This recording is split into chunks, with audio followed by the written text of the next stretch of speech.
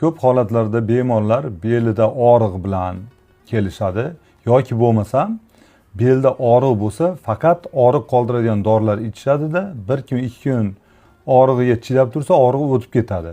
Bu holatda albatta doktorga uchrashinglar shart. Nima sabab?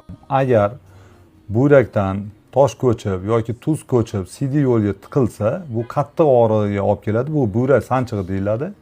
Agar 3 kun davomida, ya'ni 63 soat davomida, hattoki 3 kunga ham yetib bormaydi. 63 soat davomida og'riq qoldiradigan dori qilib turilsa, og'riq butunlay to'xtaydi. Nima sabab to'xtaydi? Buyrak o'zini ish faoliyatini to'xtatadi.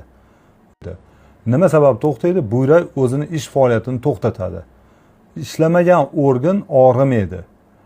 Keyinchalik 6 oy, 1 yil o'tishi natijasida kelsanglar, buyraklar shishgan bo'ladi, buyraklar ishlamasdan shu holatlar bo'ladi. Ba'zan buyraklarni olib tashlash darajasigacha borishi mumkin.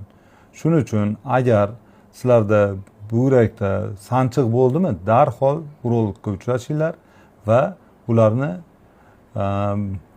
jiddiy shug'ullanishni tavsiya beraman.